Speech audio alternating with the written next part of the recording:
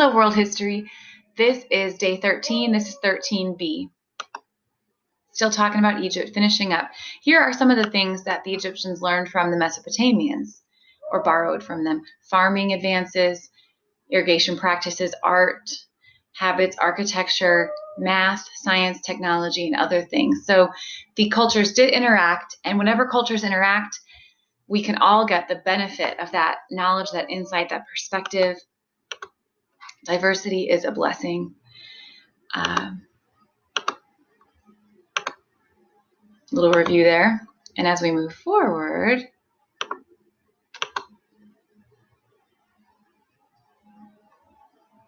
so one of the practices that Egyptians were pretty early in was medical practices.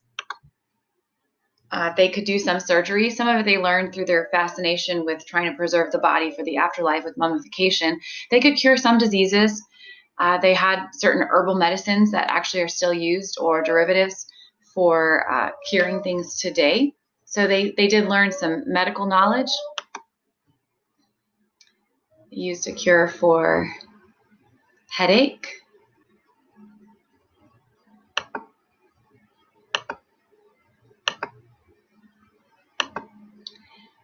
Like the Mesopotamian Babylonians specifically, they liked to study the movement of the stars, and from this developed a calendar, perhaps a Mayan connection too. When we think about the people who settled in the Americas and connections to Egyptians, where did those American people originally come from? Because it connects to Mesopotamia, connects to Egypt.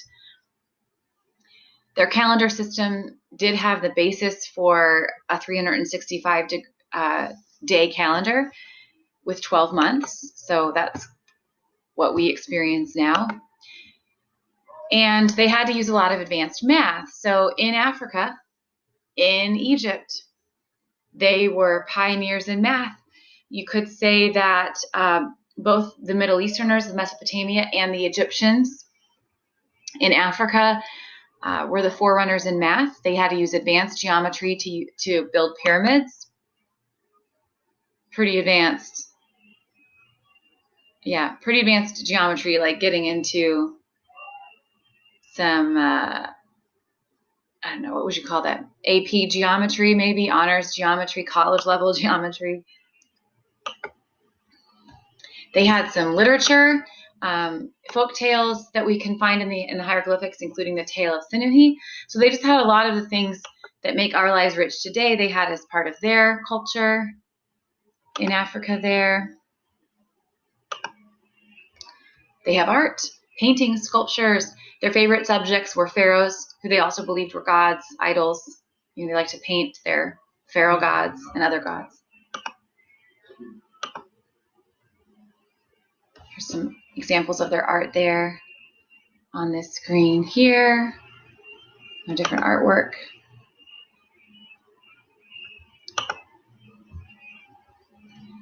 Their architecture influenced later civilizations. One feature is that they built really large structures, and you know, we now love skyscrapers and huge buildings. It's like, if you can't just, why not just keep building up? You know, so they did that with the pyramid structure. And Egyptian pyramids, you can find, people admire those in the Louvre. That is a picture of the Louvre. French Art Museum has a pyramid structure in front of it. You can also see a pyramid structure in Memphis, Tennessee, also named after an Egyptian city. And pyramid structure, there are 3 of them at Moody Gardens and Galveston Island. You've probably seen those. So we still like to use Egyptian pyramids when we can. And the Egyptian obelisk is also a popular monument to use, even in our nation's capital, in St. Peter's Square in Vatican City. We have the obelisk structure there, and I love how there is a cross, the cross of Christ on top of that, where he died for us. That's pretty cool. In front of the Place de la Concorde in Paris, France, there's an obelisk. And the Washington Monument is one that perhaps you've been to or seen a picture of at least. And there's many other examples as well.